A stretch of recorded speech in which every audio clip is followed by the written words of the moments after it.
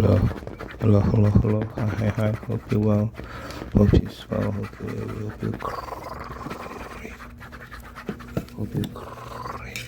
Hope you're good. Amazing. Yeah, that is some writing sound. Yeah, that's all this thing.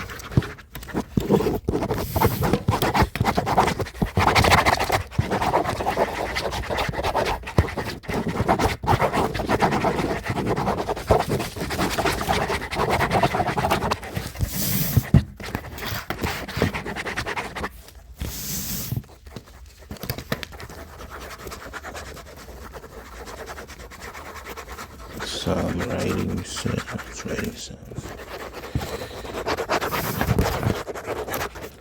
And, yeah.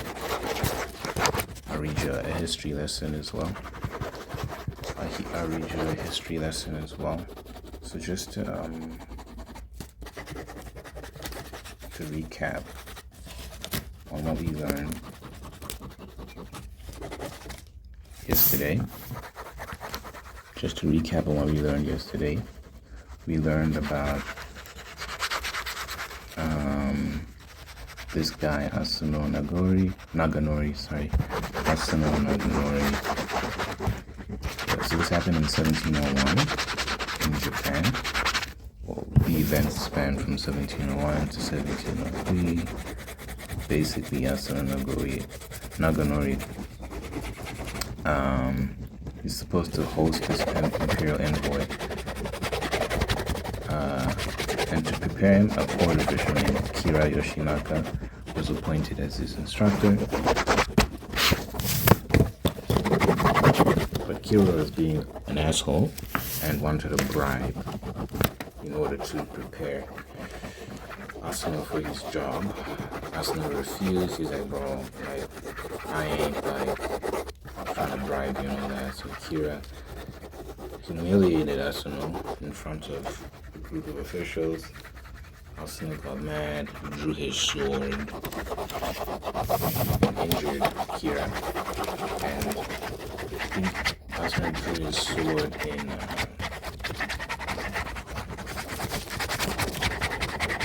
where was this?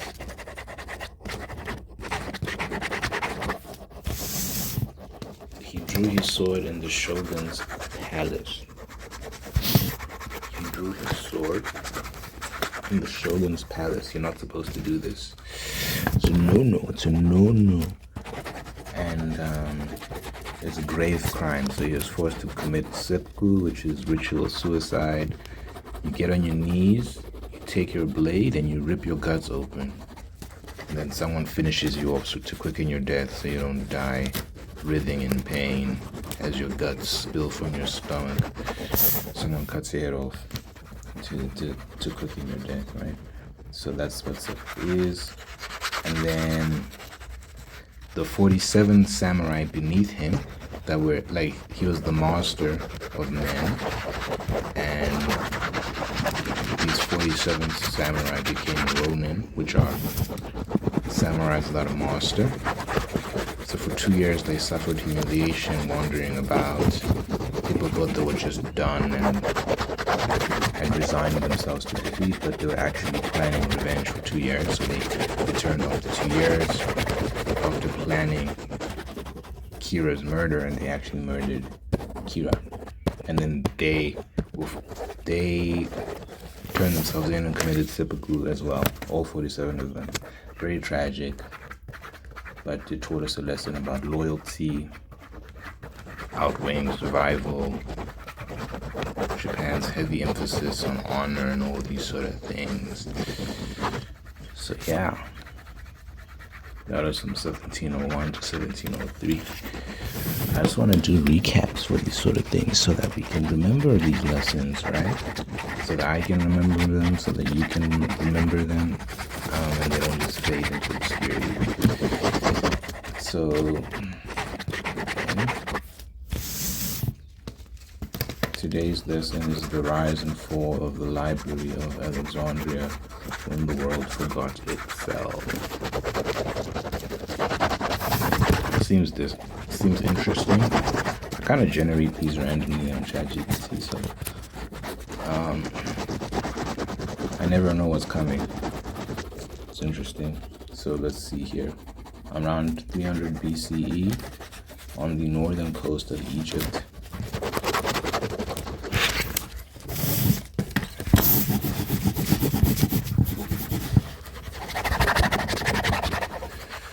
A new city was rising, Alexandria, founded by Alexander the Great and ruled by his successors, the Ptolemies. At the time, Egypt was at the crossroads of civilization. Greek philosophy, Egyptian mysticism, Babylonian astronomy, and Persian mathematics all converged there. Just as an aside, I find it interesting how every major civilization, every flagship civilization of a particular period of time is usually this cultural convergence point, right? So here in Egypt, we had Greek philosophy, Egyptian mysticism, Babylonian astronomy, and Persian mathematics. You had a whole bunch of people from different parts of the world converging. You had Egypt was such a melting pot, right? And now I think in the modern era, that's what America represents in many ways, where America is an amalgamation of different cultures. That's part of what makes it so powerful, right? Is this very eclectic group of people that have come together to build this massive empire. And I know that these days the conversations around diversity and all these sort of things are not great. But when you look at history, when you look at all the massive empires that existed, they all shared this same kind of trait in that there was a lot of cultural mixture. Not to say that there weren't unifying elements. I think that's important for a civilization to stand and persist into perpetuity. At least every empire falls eventually, it's inevitable. That's the way of human beings. We tend to mess things up.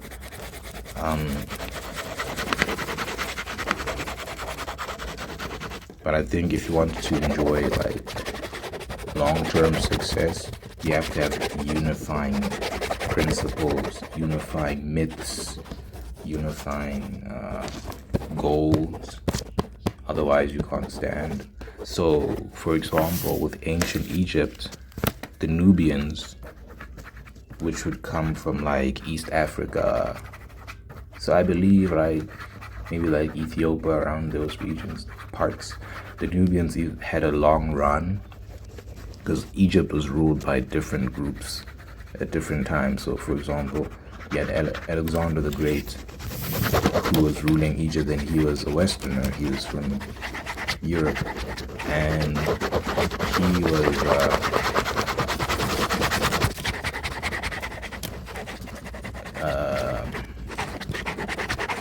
his group was ruling Egypt for a time, right? But then we had a time when the Nubians were ruling Egypt, and they had a system in which, yes, they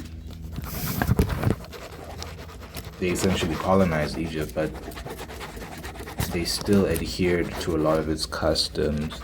They still maintained a lot of its culture, its religion, its way of life. The pharaohs, the Nubian pharaohs, continued to build pyramids. A lot of pyramids were built under the Nubians, and they worshipped the same gods, so on and so forth. And this attributed to their success, right, and Egypt's success. Whenever these rulers would come in, they didn't just change things dramatically. They understood that there's a good thing going on here, and if you want to keep it growing, we have to maintain a lot of the same cultural practices that laid the foundation for it. So when you're talking about building a civilization and maintaining a civilization,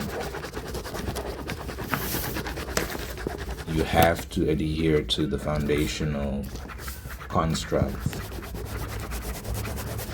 or else, yeah, the whole thing will collapse. It will just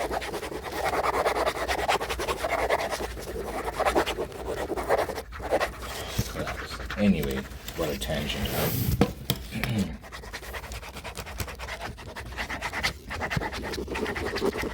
I say all that to say Egypt was, in many ways, this cultural flashpoint that attracted people from all over. Thus, they built the great library of Alexandria, an institution so vast and ambitious that even today it feels mythical. Scholars from all known nations gathered there. Persians, Jews, Egyptians, Greeks, Indians, to translate, debate, and teach. Again, just massive parallels to like a country like America.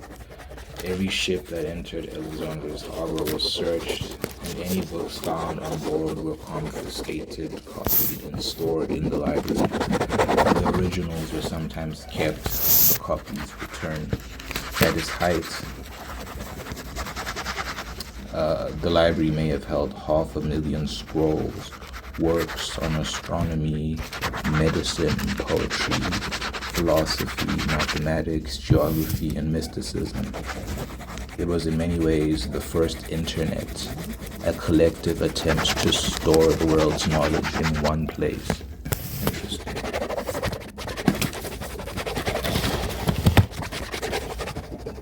The next section says the genius of Alexandria. Among those who studied there were minds centuries ahead of their time. Eratosthenes is what it is. He measured the Earth's circumference with near perfect accuracy, using only shadows and math. He measured the Earth's circumference with near perfect accuracy, using only shadows. Man, how do you do that? How do these people do these things? I don't know. Herophilus dissected human bodies to study the brain and nervous system, in an era when such acts were almost unthinkable. Hey, yo, where was he getting these brains from is my question. I hope he wasn't just rounding people up and being like, you are gonna donate your brain to science, good sir. Oh, no, please, no, shut up.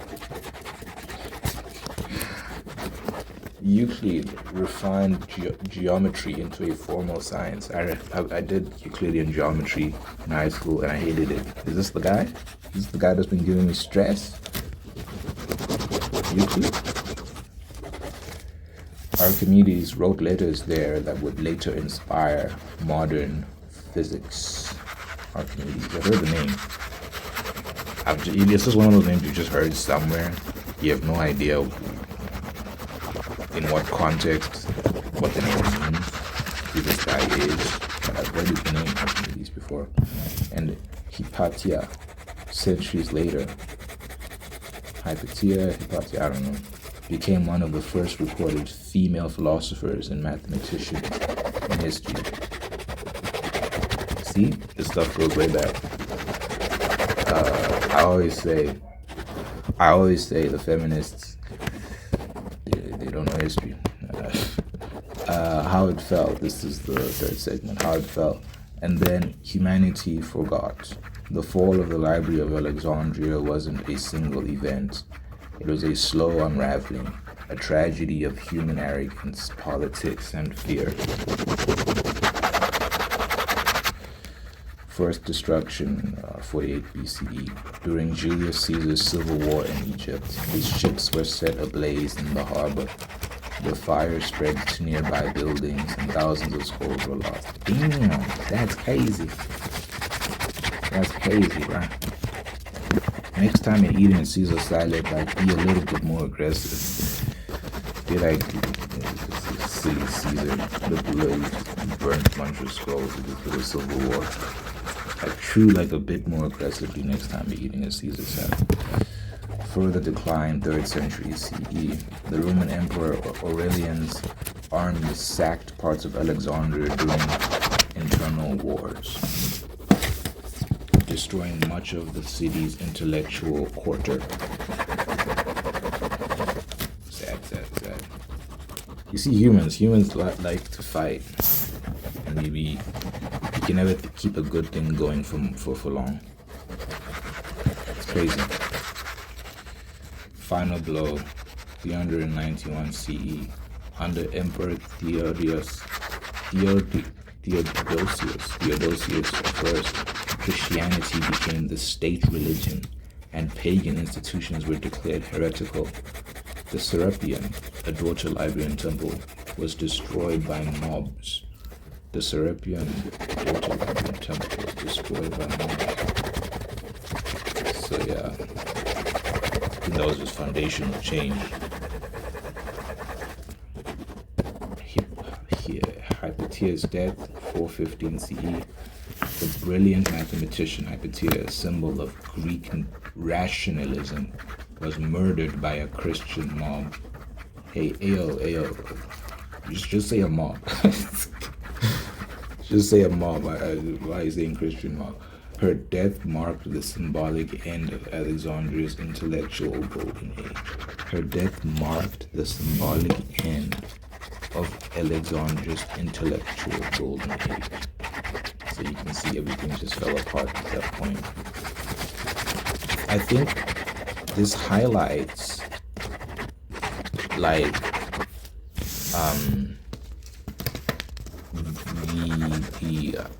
the problem with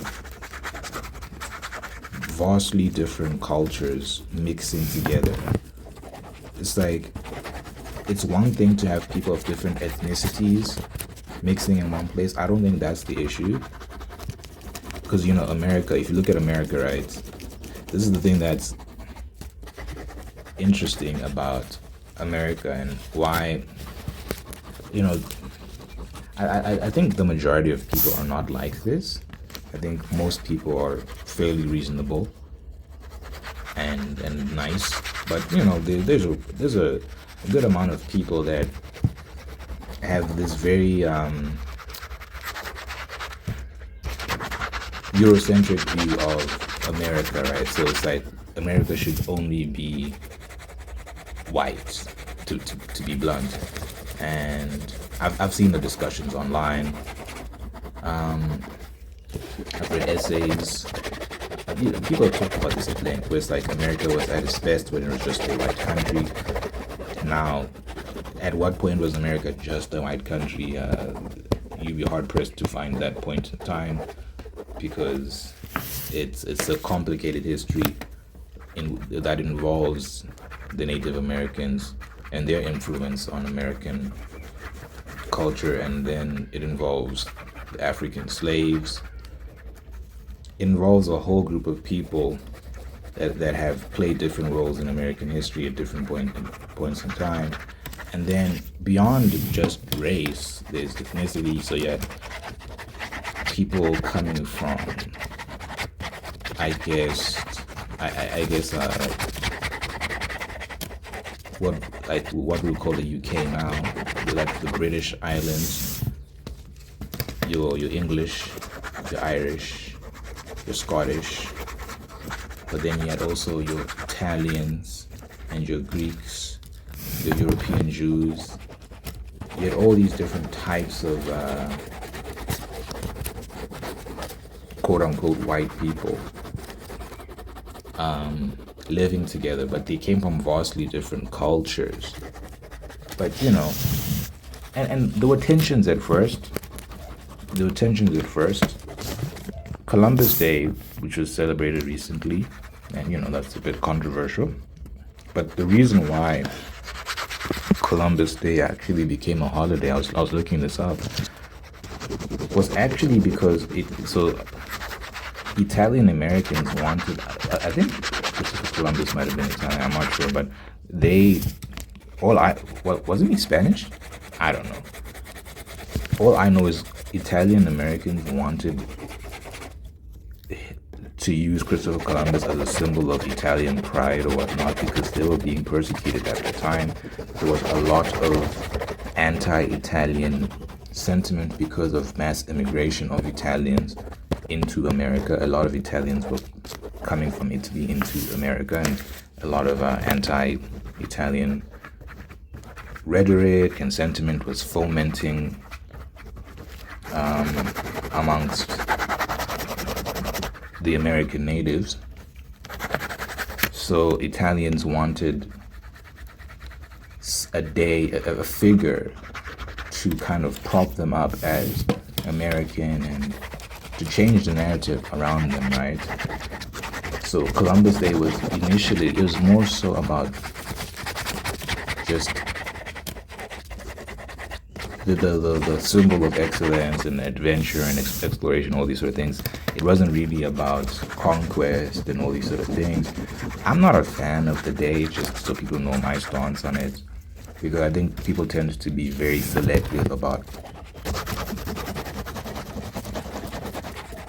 which parts of colonial history they celebrate and which parts they ignore. If you read, I forget the guy's name, but he was a priest, a Spanish priest. His last name is de las Casas. He wrote a book, or like it was like a memoir or like a diary, where he was one of the Spanish. He was one of the people that came from Spain on boats and whatnot, and he detailed the things he was seeing. He was there, and he detailed a lot of the horrors that were being perpetuated by the settlers, the colonizers, and it was very grim. They were killing babies, they were sexually assaulting women and children. Very graphic stuff, cutting off people's hands when they were unable to work. Working people to death, transporting people by boat from America to Spain, and many people die. Like certain tribes went from like 200 and something thousand people to like a few hundred people in the span of like a few years. It was horrific treatment. And I think when people, celebrate Columbus Day, I think these sort of things should be talked about, but I don't know if they are or not.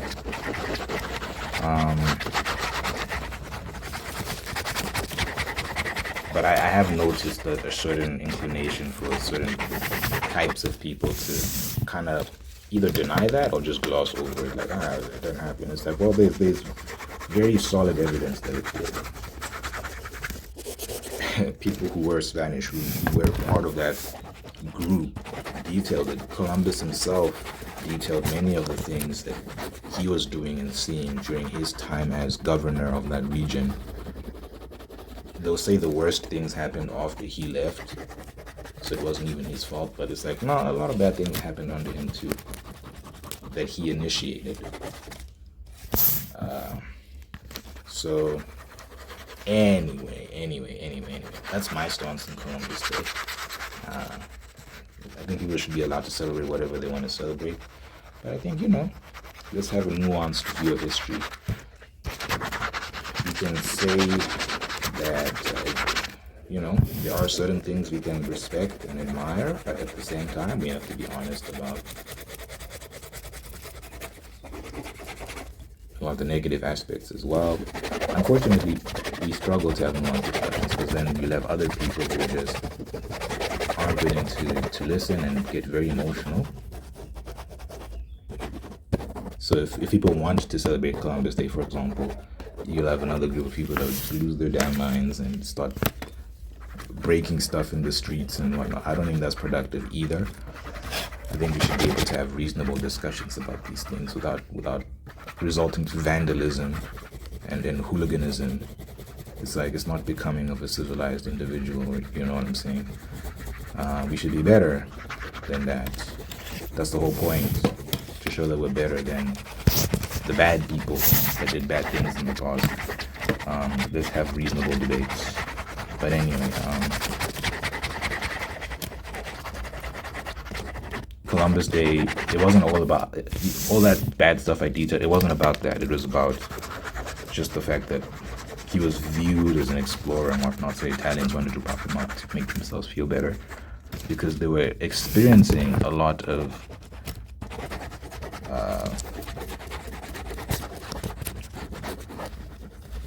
anti-immigrant sentiment at the time.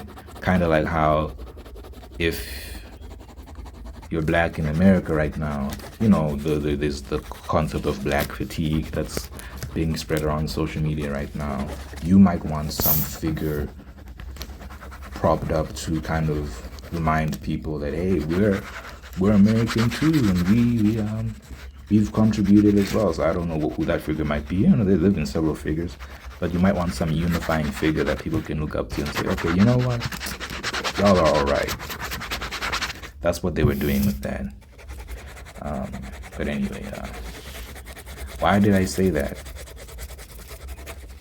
Oh, I was talking about cultural mixture and how you want unifying stories, you want unifying principles, unifying goals. When you got Christians mixing with whatever the hell Egyptians believed in and all these sort of things, that clash of values, it leads to tension, which eventually leads to violence. And this is what people don't understand about mass immigration in particular, is that I'm obviously, let me not say obviously, I don't know why I use that word that much. I'm not against immigration. I'd love to immigrate one day. I'm not sure to where. I don't think I'll, anyway. You know, I want to travel. I want to see the world. So I'd like the freedom to move around, as people have always done in history. You know, humans have always been moving around. I think that's a normal part of our nature. We move. We go where we're treated best. We go where our hearts lead us, where the wind takes us. That's always been a thing. Europeans will tell you that firsthand. Europeans were the best at it when it comes to immigration. And I'm not against that, but at the same time, we have to be practical. We can't just, like, I think people sometimes have this mindset. It's like, just accept whoever, whenever. If you're a nice person, you'll be fine with that. It's like, no.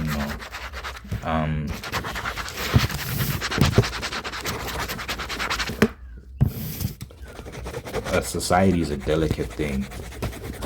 And if you don't respect the rules of that society, if you don't respect the norms of the society, and you keep importing people from this place or that place that don't respect that society will crumble. And we're seeing it with this story, where if you use the Christians as an example, which is, you know, these days, it's the Muslims that everyone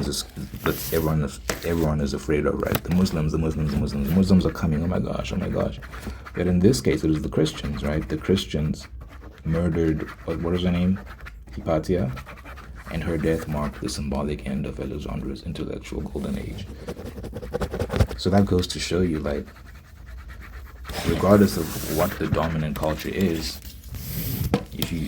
and what the infiltrating culture is, you can't mix two wildly different cultures together. You have to integrate. You have to become one under that unifying culture. So you can't, for example, move to America if you don't like America. It doesn't work. If you're like, I hate this country and what it stands for, then, like, you shouldn't be there. Simple and plain. Because if you have a bunch of people that hold wildly different beliefs sharing space, it like, common sense would tell you that there's going to be problems. That's what we're seeing. So it's not that if someone's black, they can't live with someone that's white, because I don't hold the view that race determines your ideology or anything. That's textbook racism, right? When you believe that race is destiny as it pertains to culture, values, outcomes. Race is not destiny. Some people do believe that. I don't believe that. So for me, it's not a racial issue, it's a cultural issue. I think someone can be of a different race and still adhere to, for example, Western culture.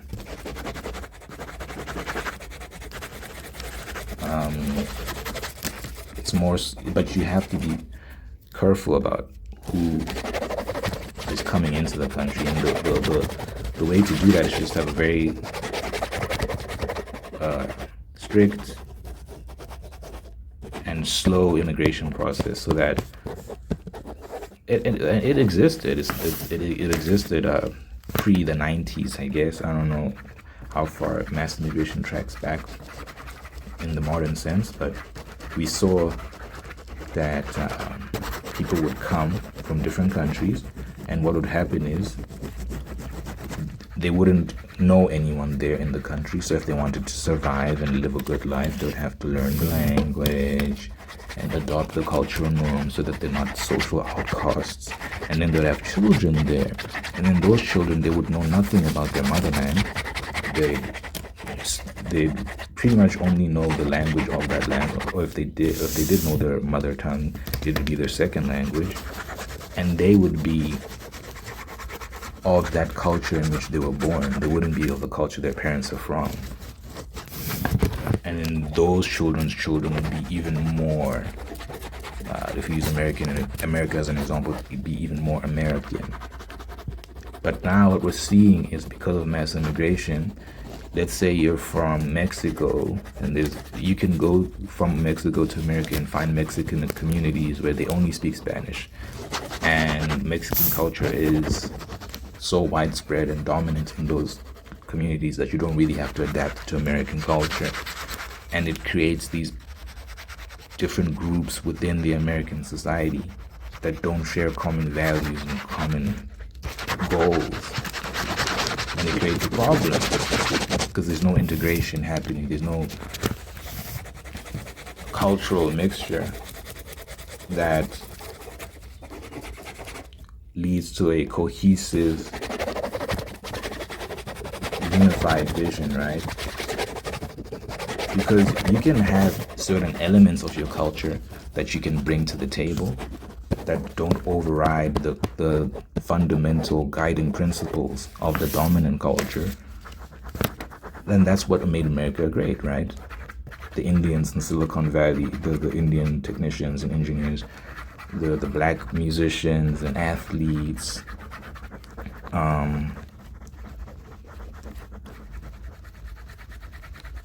the Asians. What do the Asians contribute? Asians have probably contributed a lot.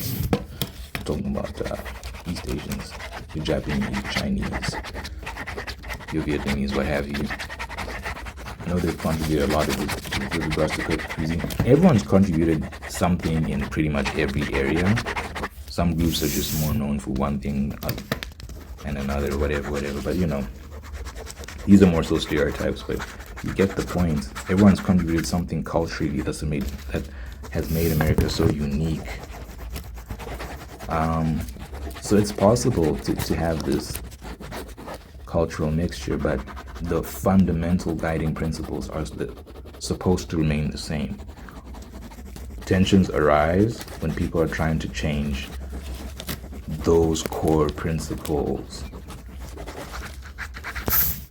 And that's a dangerous game that can just collapse the whole society.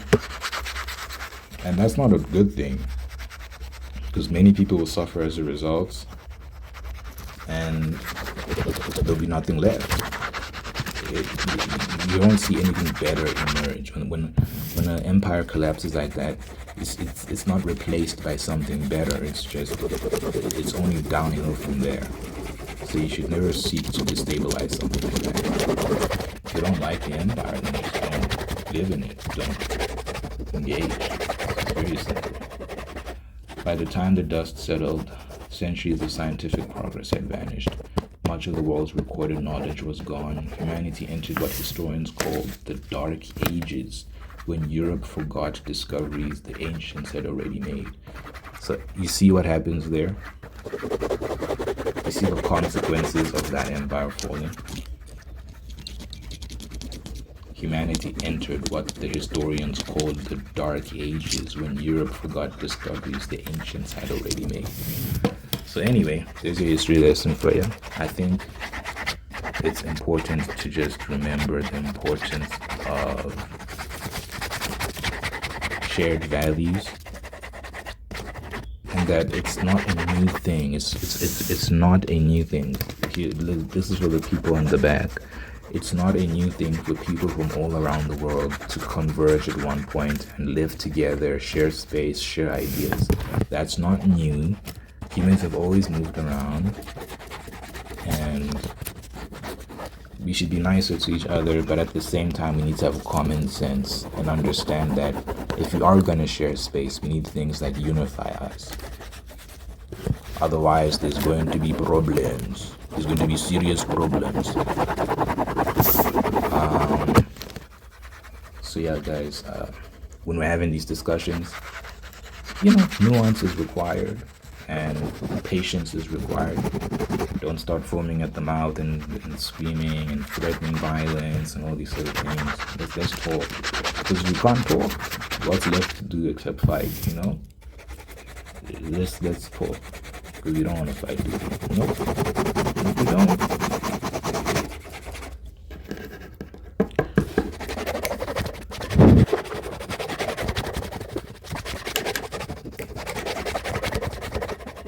Okay. Let me know what you think in the comments. You don't have to pray. Then we're so dear for all of God. Thank you for this individual watching us and all things. Thank you and holding anything down in the part of this peace, prosperity, purpose. Thank you for blessing this person with wonderful people. Love them. Take care of them and give thanks for both of them. And thank you for maintaining the ones who are there to do the same thing.